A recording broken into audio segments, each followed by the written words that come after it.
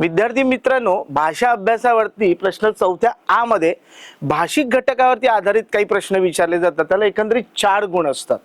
या 4 गुणांचं पण इव्हॅल्युएशन किंवा 4 गुण मिळवणं फार सोपं आहे. तुम्हाला एक समानार्थी शब्द विचारले जातात, कोणतेही 2 समानार्थी शब्द लिहा. 4 विचारले जातात, तुम्हाला त्यापैकी 2 लिहायचे. उदाहरणार्थ समजा विचारलं तुम्हाला झाड, तर झाडाबद्दल समानार्थी शब्द लिहा. बरेचसे तुम्हाला माहिती असायला पाहिजे. एक लक्षात घ्या, तुम्ही पुस्तक अभ्यासताना किती वाचन करता आणि ते वाचन करता करता प्रत्येक शब्द जेव्हा तुम्हाला सापडतात त्या प्रत्येक शब्दाखाली त्या शब्दाचा समानार्थी शब्द तुम्हाला शोधता आला पाहिजे. झाड आहे, समजा वारा म्हटला तर वाराला पवन आहे. तर असे अनेक शब्द तुम्हाला समानार्थी शब्द पैकीच्या पैकी गुण मिळून देतील. विरुद्धार्थी पण शब्द लांब, जवळ, हे मी तुमच्यासाठी फक्त काही उदाहरणातच घेतोय. तर हे लक्षात ठेवा, तुम्हाला कोणतेही 2 सोडवायचे आहेत. आखूड, रुंद, आणि हे बहुतांशी शब्द तुम्हाला तुमच्या पाठ्यपुस्तकात सापडतील. लिंग बदला म्हणून एक प्रकार आहे, सॉरी माफ करा, वचन बदला म्हणून प्रकार आहे. वचन, उदाहरणार्थ हे माझ्या हातातलं पेन आहे, ते एक वचन आहे की अनेक वचन आहे? आपण म्हणताना एक पेन, आणि पेन अनेक अनेक असेल तेव्हा सुद्धा काय म्हणतो, त्यांना पेनच म्हणतो. बरोबर आहे, म्हणजे याचं वचन बदलत नाही.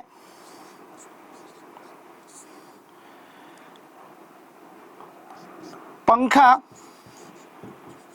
पंख्या हा एक वचन आहे की अनेक वचन आहे? तुम्ही आधी शोधायचं की नाही सर हे एक वचन आहे की अनेक वचन आहे. मग ज्याप्रमाणे असेल त्याप्रमाणे त्याचं वचन बदलायचं. पंखा एक आहे, त्याचं अनेक वचन पंखे होतं. त्याप्रमाणे 4थाही प्रकार दिला जातो. एखादा अर्थपूर्ण शब्द तयार करा म्हणून तुम्हाला सांगितलं जाईल. याच्यामध्ये लिहिलं जाईल, समजा मी मंगलाचरण असा शब्द लिहिला. लक्षात घ्या मुलांनो, हा पण खूप सोपा प्रश्न आहे. तिथे तुम्हाला सांगितलं जातं मंगला आणि चरण हे 2 शब्द सोडून लिहा.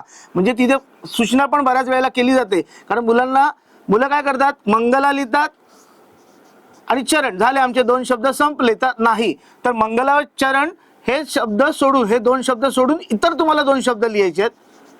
तर त्याप्रमाणे तुम्हाला ह्या शब्दामध्ये म्हणजे मंगलाचरण या शब्दामध्ये तुम्हाला अजून किती शब्द सापडतात ते तुम्ही शब्द लिहायचे. कोणते 2 शब्द लिहायचे मी असं म्हणणार नाही की तुम्ही 2च शब्द लिहा. एखादा शब्द जास्त लिहून ठेवा. तर तुम्ही आता बघा, आता वाचलं तर तुम्हाला सापडेल, इथे बघा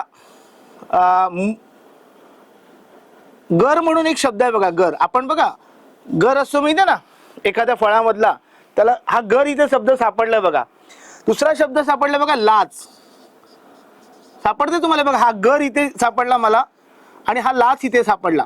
हे 2 शब्द झाले पैकीच्या पैकी मार्क मिळाले. हरकत नाही, मी पुन्हा सांगतो, एखादा जास्त लिहा. रण, रण पण एक शब्द इथे सापडला बघा. रण म्हणजे रणभूमी जी म्हणतात ना, ज्या ठिकाणी लढाई होते. तर बघा हा एक्स्ट्रा जर तुम्ही लिहून ठेवलात तर तुम्हाला याचे अधिक गुण मिळतील. मी तर तुम्हाला विनंती करेन की समानार्थी 2 सांगितले म्हणजे 2च लिहू नका, एखादा जास्त लिहिण्याचा प्रयत्न करा. जर तुम्हाला येत असेल तर निश्चितच तुम्हाला याचे पैकीच्या पैकी गुण मिळतील. मग ते समानार्थी असतील, विरुद्धार्थी असतील, वचन बदला असेल किंवा अर्थपूर्ण शब्द तयार करा असेल, अशा तऱ्हेने या भाषिक घटकावर 4 गुणांचा प्रश्न विचारला जातो. निश्चितपणे तुम्हाला 4 पैकी 4 गुण मिळतील. हा विद्यार्थी मित्रांनो, प्रश्न 4थ्यामध्ये लेखन नियमानुसार प्रश्न विचारले जातात. त्यालाही 4 गुण आहेत. त्या 4 गुणाचं विवेचन किंवा प्रस्तुतीकरण याप्रमाणे असतं. पहिला जो प्रश्न येतो तो वाक्य लेखन नियमानुसार लिहा. म्हणजे तुम्हाला एक वाक्यरचना दिली जाते, ती वाक्यरचना अशुद्ध असते. म्हणजे उदाहरणार्थ द्यायचं झालं, आज घरी कोणी नव्हते, समजा हे वाक्य आहे. तर या वाक्यामध्ये कोणते तरी 2 शब्द अशुद्ध असतात, ते चुकीचे असतात, ते तुम्हाला शोधायचे. तर तुम्हाला इथे लक्षात येईल की घरी हा शब्द असा लिहित नाही, तर असा चुकीचा लिहिला, आणि कोणी हा शब्द असा लिहिला नाहीये. तर तुम्हाला या ठिकाणी उत्तर लिहिताना ते शब्द अचूक लिहायचे आहेत.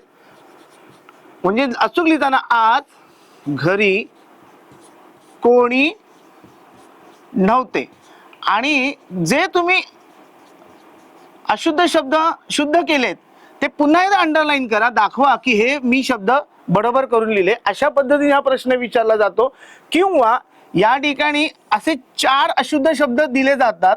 त्या उदाहरणार्थ प्रगती हा शब्द आहे, हा प्रगती शब्द असा दिला जाईल किंवा तो प्रगती असा दिला जाईल किंवा पग्रती असा दिला जाईल, परगती असा दिला जाईल. अशा पद्धतीने तुम्हाला 4 शब्द दिले जातील. त्यातला अचूक शब्द तुम्हाला ओळखायचा. या ठिकाणी प्रगती हा शब्द हा असा आहे, तर तुम्हाला त्यातल्या 4 शब्दांना ओळखायचा आहे. एकंदरीत याला 2 गुण आहेत. या 2 गुणापैकी तुम्हाला अनेक प्रकार दिले तर साधारण 4 ते 5 प्रश्न दिले जातात. या 4 प्रश्नातून कोणतेही तुम्हाला 2 शब्द शोधायचे आहेत. तुम्हाला पैकीच्या पैकी मार्क मिळतील. ह्याच्यात तुम्हाला मार्क मिळवायचे असतील तर मी तुम्हाला नक्की सांगेल की पुन्हा एकदा सांगेन की आपल्या धड्याचं अचूक वाचन करा, सतत वाचनाची सवय ठेवा. आपल्या लेखन शुद्ध नियमानुसार, व्याकरणानुसार प्रत्येक शब्द ऱ्हस्व दीर्घ कसा लिहिला जातो याच्यामध्ये तुम्हाला उकारार्थी म्हणजे वेलांटीचे आणि उकारार्थीच शब्द येणार. आणि उकार आणि वेलांटीच्या शब्दामध्येच चुका होतात, बाकी अकारार्थी आणि आकारांतीमध्ये चुका होत नाहीत. एवढं लक्षात ठेवा. त्याच्यानंतर आपण दुसरं वळूया विरामचिन्हाकडे. विरामचिन्ह पण 1 गुणांचा प्रश्न आहे. परीक्षेत प्रश्न विचारला जातो, एखादं विरामचिन्ह दिलं जाईल, ते विरामचिन्ह ओळखा. उदाहरणार्थ बघा, हे विरामचिन्ह आहे प्रश्नचिन्ह, हे विरामचिन्ह आहे उद्गार चिन्ह, हे विरामचिन्ह आहे स्वल्पविराम, हे विरामचिन्ह आहे अर्धविराम, हे विरामचिन्ह आहे एकेरी अवतरण चिन्ह, हे विरामचिन्ह आहे दुहेरी अवतरण चिन्ह. त्याच्यानंतर हे विरामचिन्ह आहे संयोग चिन्ह, त्यानंतर अपसरण चिन्ह. ही असे अनेक विरामचिन्ह तुम्हाला दिली जातील. यालाही अर्धा अर्धा आहेत. कोणतेही 2 तुम्हाला सोडवायचे आहेत, कोणतेही 2 तुम्हाला ओळखायची आहेत, कोणती विरामचिन्ह आहेत. तुम्हाला याचेही 1 गुण अक्षरशः 100% मिळतील. तुम्ही या विरामचिन्हांचा अभ्यास करा. अत्यंत सोपं आहे. ही विरामचिन्ह अशी दिली जातील, ती ओळखा म्हणून येतील किंवा एखादं वाक्य दिलं जाईल, त्या वाक्यातलं विरामचिन्ह तुम्हाला सांगितलं जाईल. उदाहरणार्थ, आज तू कोठे जाणार आहेस, ते मला सांग.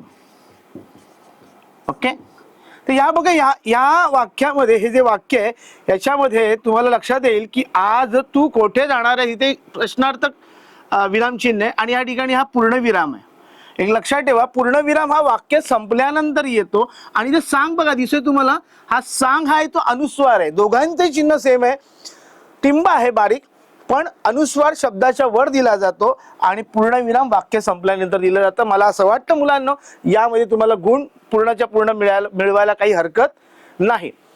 त्याचप्रमाणे पारिभाषिक शब्द आहेत. हे पारिभाषिक शब्द तुम्हाला तुमच्या पुस्तकामध्ये दिलेले आहेत. त्या पुस्तकाच्या पाठीमागच्या पानामध्ये बरेचसे पारिभाषिक शब्द आहे. पारिभाषिक शब्द ट्रान्सलेट इंग्लिश इंटू मराठी करायचे तुम्हाला.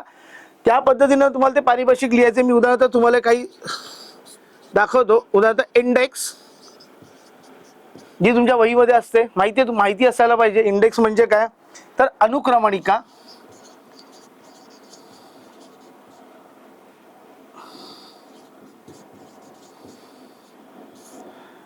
दुसरा शब्द मी घेतो युनिट. लक्षात हे सोपे आहेत. तुमची युनिट टेस्ट झालेली आहे म्हणजे याला आपण म्हणतो ना घटक चाचणी. युनिट म्हणजे घटक. तर असे असंख्य शब्द पुस्तकाच्या मागे आहेत. अधिक प्रमाणामध्ये तुम्ही ते शब्द अभ्यासा, वाचन करा. पारिभाषिक शब्द, विरामचिन्ह सुद्धा धड्यामध्ये अनेक विरामचिन्ह आहेत, ती सगळी विरामचिन्ह शोधा. शुद्ध अशुद्ध शब्द हे सुद्धा धड्यामध्ये खूप काही दिलेले आहेत. तुम्हाला ते सतत तुम्ही डोळ्याखालून घातलेत तर तुम्हाला हे 4 गुण ही मिळायला काही हरकत नाही. एकंदरीत मुलांनो, मी आतापर्यंत तुम्हाला 16 गुणांचं प्रस्तुतीकरण कसे मिळवता येतील, 16 पैकी 16 गुण ह्या प्रश्न प्रकारामध्ये मिळतात आणि ते तुम्हाला निश्चितच मिळतील अशी मला आशा वाटते. धन्यवाद.